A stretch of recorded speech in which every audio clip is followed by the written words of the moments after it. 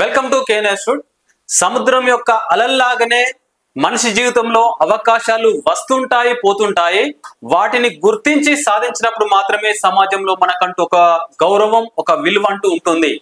ఎవరైతే SSC, ITI pass అయిన అభ్యర్థులకు ఒక సువర్ణ అవకాశం. టీజీఎస్, ఆర్టీసీలో 1743 పోస్టులకు నోటిఫికేషన్ అనేది రావడం జరిగింది.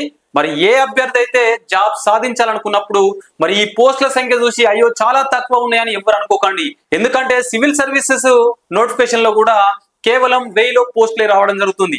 ఎస్, నీకు కావాల్సింది ఒకే ఒక్క పోస్ట్ కాబట్టి ఖచ్చితంగా ఎవరైతే అరువులో అప్లై చేసి జాబ్ సాధించాల్సిందిగా కోరడం జరుగుతుంది. ముఖ్యంగా దీనికి సంబంధించి ఒకసారి డీటెయిల్ చూద్దాం. మెయిన్ వచ్చేసి మనకు టీజీఎస్, ఆర్టీసీలో 1743 పోస్టులను ఉండడం జరిగింది.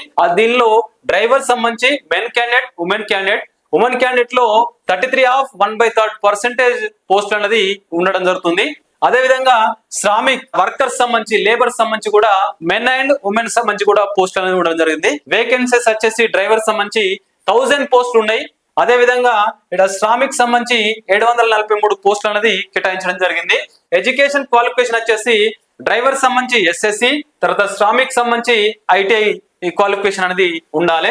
ఏజ్ లిమిట్ వచ్చేసి ఓసీ క్యాండిడేట్స్ కి వచ్చేసి 22 సంవత్సరాలు పూర్తయి ఉండాలి, 35 సంవత్సరాల లోపు ఉండాలి.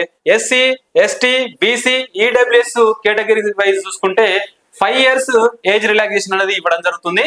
అదే విధంగా ఎక్స్ సర్వీస్ క్యాండిడేట్లకు వచ్చేసి 3 years అనేది సడలింపు అనేది ఉండడం జరుగుతుంది. ఇది డ్రైవర్ పోస్టులకు సంబంధించి.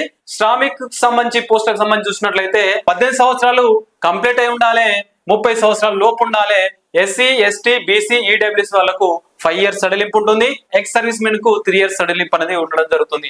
నెక్స్ట్ ఆన్లైన్ అప్లికేషన్ డేట్ వచ్చేసి 8th October 2025 ఉదయం 8 గంటల నుండి ప్రారంభంగా అవుతుంది. చివరి తేదీ వచ్చేసి 28th October 2025 8 PM వరకు టైం అనేది ఇవ్వడం జరిగింది. అంటే ఆ గడువు లోపు మనం ఈ దరఖాస్తు చేసుకుంటే మీరు దానికి అర్హత సాధిస్తారు. అదే విధంగా ఫిజికల్ మెజర్మెంట్ టెస్ట్ హైట్ కి సంబంధించి కనుక చూసుకున్నట్లయితే 160 centimeters కు తక్కువ కాకుండా ఉండాలి.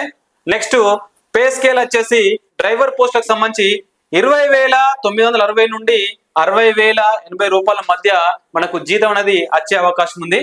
అదే విధంగా శ్రామిక్ సంబంధించి కనుక చూసినట్లయితే 16,550 నుండి 45,030 అమౌంట్ రావడం జరిగింది. ఫీ స్ట్రక్చర్ వచ్చేసి ఎస్సీ, ఎస్టీ అభ్యర్థులకు 300 రూపీస్, ఆల్ అదర్స్ సంబంధించి 600 అమౌంట్ అనేది కేటాయించడం జరిగింది. శ్రామిక్ సంబంధించి కనుక చూసుకున్నట్లయితే ఎస్సీ, ఎస్టీకి 200, ఆల్ అదర్స్ కి సంబంధించి 400 అనమాట. డ్రైవింగ్ లైసెన్స్ సంబంధించి కూడా before 18 months of notification date, ఖచ్చితంగా నోటిఫికేషన్ వచ్చేసరికి 18 నెలలు నీకు లైసెన్స్ అనేది తప్పనిసరిగా ఉండాలి.